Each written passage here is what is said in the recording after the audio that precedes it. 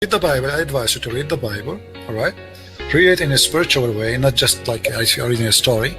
Try to live the story. And this is what I do actually. When I want to understand something, read it, or you can play an audio for the Bible and close your eyes and imagine yourself there. Like the Messiah is talking. Imagine the story. Imagine what happened. Imagine the background. Like, you know, when you watch a movie, what the movie is. The movie, there's people wearing clothes, people saying things, people moving. There's even music background, correct? Yeah. So you can change what is in text into a real movie in front of you. By God, He gave you a gift, which is called imaginary. So you can imagine what it was happening at that time to be happy in front of you. Try to live the story, try to live the wisdom, and try to open your heart when you read it, not just to read a plain text. So do that, and let us see if the Lord, He will invite you. I believe that the Lord, He will give you an invite. And right now I am inviting you actually to accept the Messiah. But this is, as I said, this is a personal invitation.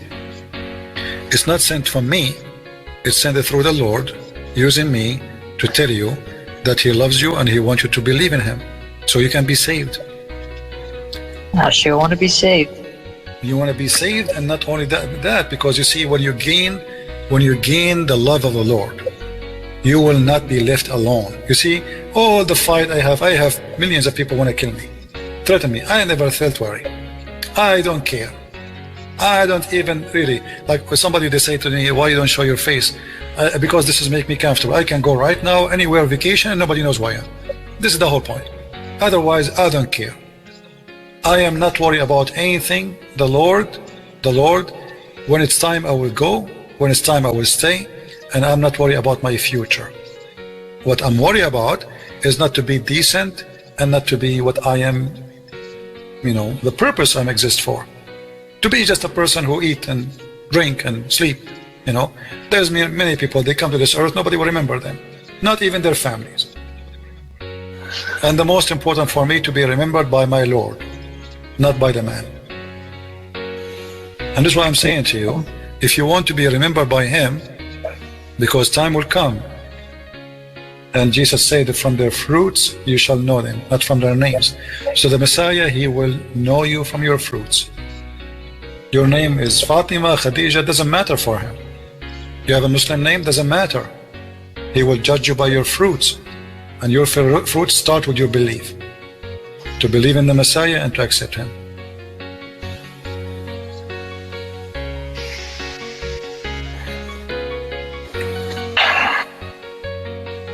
That's true.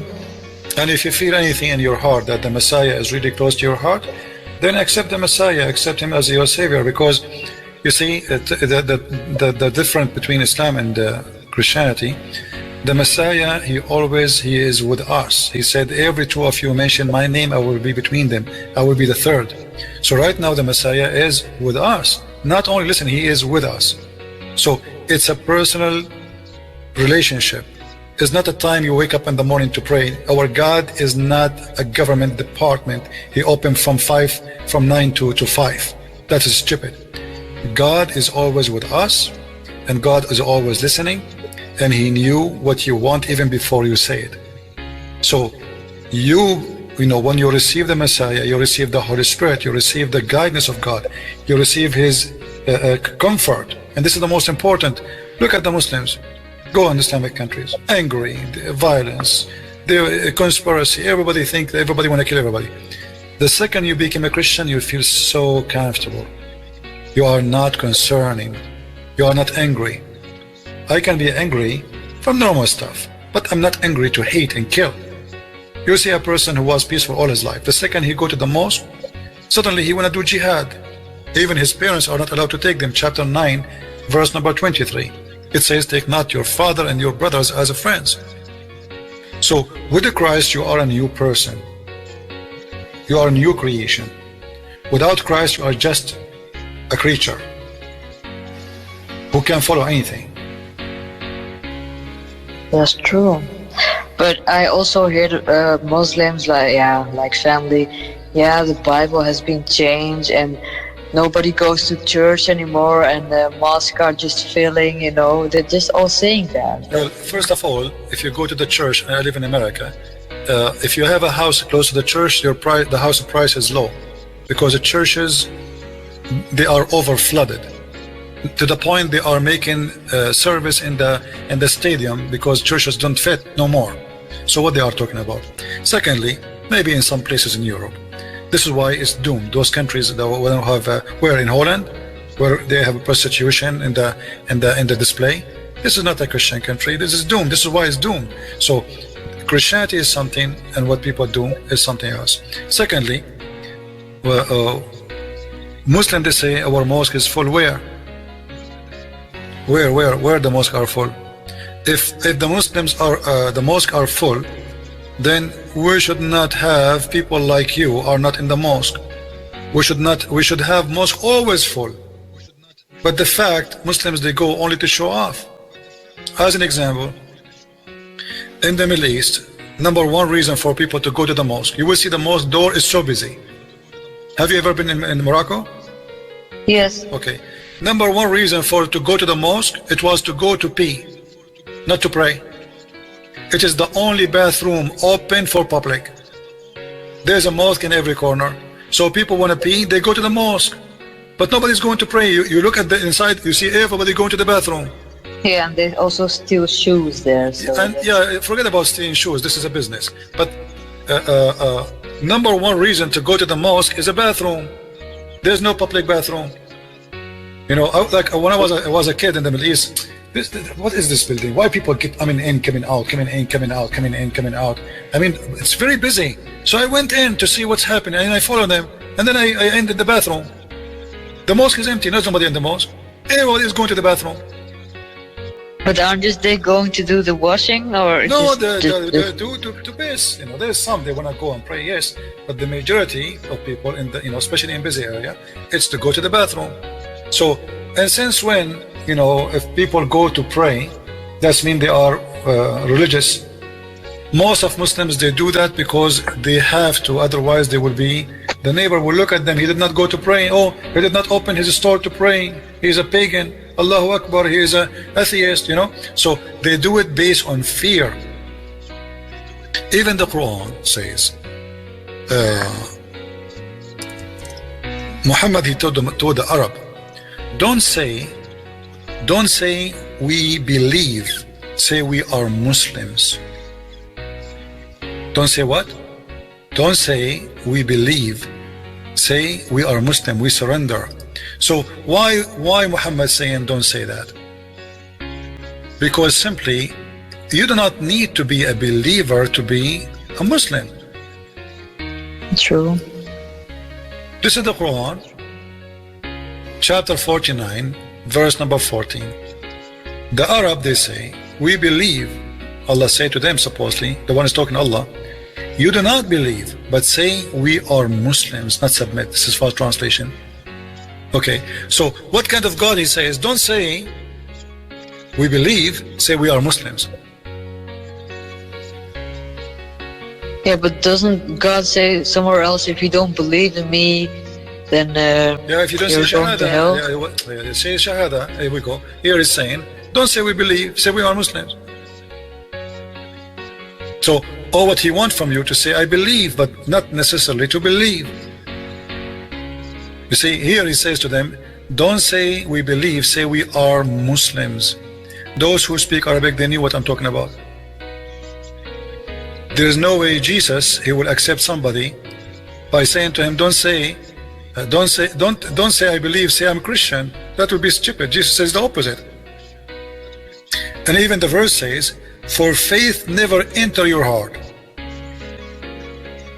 Faith never enter your heart. So how you are saying to them, say I'm a Muslim? How somebody faith never enter his heart, and you say to him, say I'm a Muslim? That's madness. But because Islam is religion based on hypocrisy, it's not important to be a believer. What is important to say, I'm a Muslim. Faith never enter your heart. True. And who is the one talking here? This is Allah himself saying to the Muslims, don't say we believe, say we surrender to Islam. So they surrender. This is what happened. He forced them by sword. They surrender. أسلمنا. قالت الأعراب آمنا قل لم تؤمنوا ولكن قولوا أسلمنا. The Arab, they say we believe. Say, which means Muhammad, tell them, don't say we believe. Say we became Muslims. For Islam never, faith never entered our faith. So how they became Muslims and Islam they never entered their faith, their heart? And how you say to them, say we are Muslims, and yet they have no faith in their heart? Yeah, that's ridiculous. So all the story is he want them to convert to Islam, say Shahada. You believe or not, who care? Just say I am a Muslim, and that's it. He knew that nobody believed in him. He forced them by the sword. They surrender. That is true.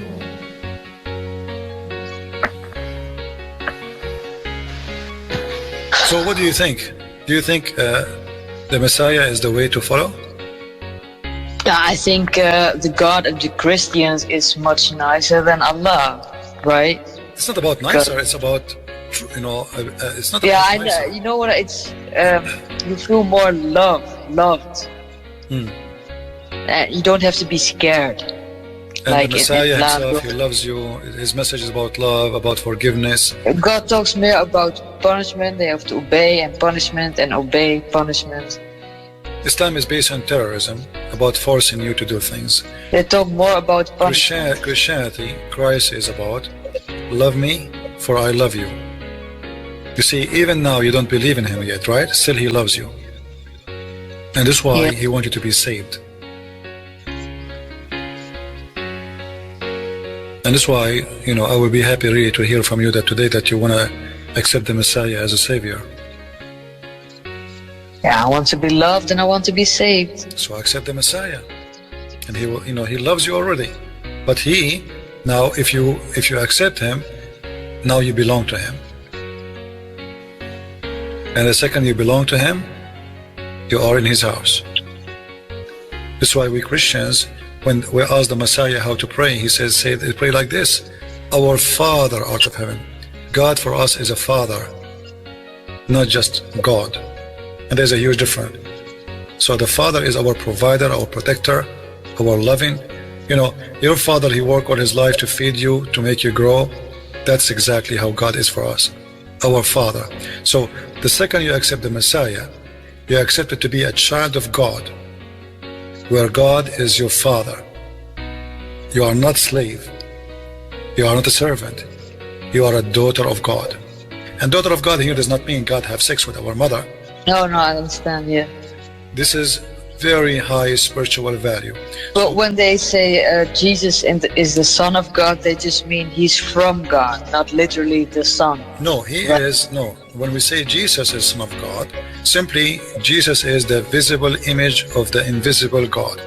So God, he came to us in an image of a person, of a man. So he is.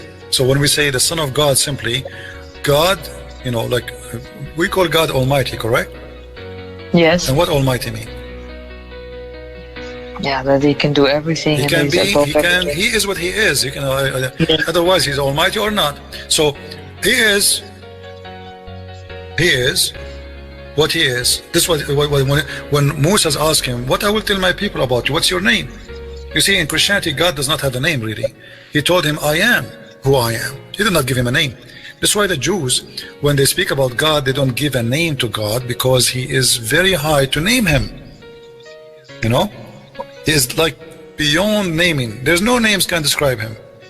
So God, he came to us as a man, but yet still he is God. And that is Jesus. This is why Jesus, he is a man, yet he can raise people from death. He can forgive sin. He can make the blind see. He can do things nobody can do. So being a man did not change the nature that he is God at the same time. So he has the nature of a man, so we can see him. Otherwise nobody can see God, for he is so glorious. He humbled himself so you can see him as a person.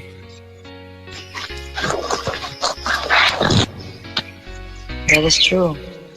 So what do you think about accepting the Messiah now? Yes, You accept him? I accept him. Amazing. Hallelujah. Thank you. You made me so happy, really. I'm really tired from speaking for long with many people, but today you made my day come to be happy day. So I want to say thank you, and may the Lord bless your heart and guide you and stay with you. And I ask all the Christians here, I do not know your real name, but I ask to all the Christians who they are listening, please pray to this lady from Morocco who accepted the Messiah as her personal savior. And trust me, you will never regret what you just did. And you will see your life will change. Totally will change. Yeah, my heart is beating right now, so. I'm sure, and actually I can tell it from your voice. But don't be, this is a good thing. And even, like, you will feel a change in your life. Right away you will feel it. You will see that you are a new person. Hate will run away from your heart. Anger will run away from your heart.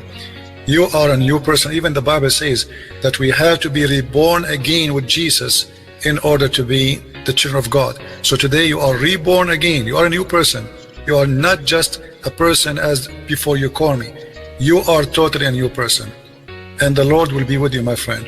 And let me say my sister, because now you are my sister in Christ. So I'm really happy for you, and I will be happy anytime you have questions about Christianity. I will be happy to help you. I want you to, you have your phone, right? I mean, I don't know if you have a computer. You can download the Bible from the internet. And yeah, I've done it. I have an app with Bible. All right. So read start reading from the book of John. All right. From John? Okay. Book of John. Yes. And read all the wherever you wish. I mean, this is something. Sometime I do. I go and I don't decide really what to go. I just put the Bible in front of me and I open it. And whatever it is, this is the message of the Lord for me for today. So you can do that from time to time, but I advise you to start reading from the beginning so you can understand how the Messiah, which is the Word of God, come to us as a man. And he is with us, and he is the only salvation. And you will see an amazing wisdom, not like a stupid talk in the Quran, somebody trying to make some poetry, and even the language is bad. It's wisdom, it's amazing, it's so beautiful, it's spiritual, and it is speaking to you today, even though we are 2,000 years after Jesus. Every word Jesus said 2,000 years ago, it fit with my life today, which is amazing. And that's why we believe that Christ's words is a living word. Living word is not about preserving the word only in a book. It's about that this word live with us. Not only a word said 2,000 years doesn't match for today. Go and read anything Jesus said, and you will find it match with your life today. Same time when the Muslim, they say to you that the Bible is corrupt. That is additional proof to leave Islam. Because if the Muslim, they say that the one who sent the Injil is Allah, correct? Yes. Okay, so how Allah, he sent the book and he don't want to protect it? Yeah, it's like Muslims will say that it's like this, God sent the Torah, yes, then he made a mistake, then he sent the Bible, then he made another mistake, and then he sent the Quran. Well, why you want to follow last time? Why you want to follow God who keeps making mistakes? Yeah, that's something I think, okay, if God is good and all-knowing, and why he makes mistakes like that? Let me show you how stupid Muhammad is. Yeah, that's what they say. Yeah, I know. But I will give you an example about stupidity. One of the things I hate is stupidity. Chapter 3, verse number 65. Muhammad is debating with the Christians. So imagine now Muhammad calling Christian Prince, and you want to get him busted. So look what Muhammad, he says to Christian Prince. O people of the scriptures, Jews and Christians, why you dispute about Ibrahim, which means Abraham, while the Torah and the gospel were not revealed till after him? Have you no sense? Which means, are you stupid? Yes. But do you see how stupid this is? Because if the one who came after Ibrahim, he cannot debate about Ibrahim, that means Muhammad cannot debate about Moses. And Muhammad cannot debate about Jesus because he came at the end. That's true. And here you see that the one who made the Quran cannot be God, for he is officially a stupid idiot. How you say to me that how you can debate about Abraham and you came after Abraham, as if he is the one who was there before them? This will be valid argument if he was before the Jews, before the Christians. But you came long after all of them. But it took like 20 years for them to make it all good. It doesn't matter how, you know, I mean look how stupid. We assume that this is supposed to Allah is talking, not Muhammad. But look how stupid this statement is. So look, like imagine I go to a restaurant and I say, okay, this meal is for me. They say, no, we are here before you. Huh? And then I say to them, well, the one who come at the end, he cannot ask for the meal. You eat it. You are the one who came at the end. Yes. You are the last one in the line. So here you see the stupidity of the Quran and the author of the Quran. So how this can be from God? Same time when the Muslims they say that the Bible is corrupt, the Quran says the opposite. The Quran yeah, it's says, always like that. Yeah, and I've read also they say that Muhammad is in the Bible like the name of Ahmed or something like that. Well, this is again initial proof that Islam is false, because if Muhammad is in the Bible, why Allah don't protect the Bible then? I mean, what the point then? If Allah put Muhammad name in the Bible or prophecy about him, and how come the Christian did not take those prophecy? As long as they don't like Muhammad. As long as they corrupt the book anyway. And look here, the Quran in front of us, chapter 2, verse number 89 says that I can go to your YouTube channel even if I yeah, it can. Yes, I can open it right now. yeah. Okay, fine. Yes. Anyway, I'm not going to keep you longer. I'm really happy for you for accepting the Messiah, my friend and my sister. I do not know your name. I don't want to know your name. Keep it private, please, for yourself, for your safety. But today you are a new person, and I assure you, before I sleep today, I will have a special prayer just for you, from my heart, as a sister in Christ. So the Lord, He might take you in your hand and be with you and open your heart to know Him better and better. And I hope that time will come and you yourself, you will be a person, a woman who is a child of God, who will bring more Muslims to Christ. Because it is a blessing for us, not only to accept the Messiah, but to bring people to Him. That will make Him more happy from you. That is your reward, really, that you bring your family, bring your friends, bring your neighbors to know Christ. And that will make something beautiful out of you. You came to this earth not just to eat and sleep, not even just to accept Jesus. I came to this earth so I can serve and I can be a person who can be helpful. So happiness will be in the kingdom of God today for you accepting the Messiah. You are from Morocco and you have a message for all the Moroccan people like you to accept the Messiah and come to Him. And actually I noticed that a lot of Moroccan accepting the Messiah. It's amazing how big the number is. So you today is just a new soul from Morocco who follow the Lord. And we will pray, all of us, for you. Do you want to say anything to the Christians in the chat before you leave? I want to say thank you for all your support, and that I finally decided what I want to do with this. And I think I've made the right decision. I mean to that. You did. Trust me, you did. Thank you, my dear sister, for calling. And thank you very much. Again anytime you want. All right? Take care. Take care. Bye-bye. Bye. We are happy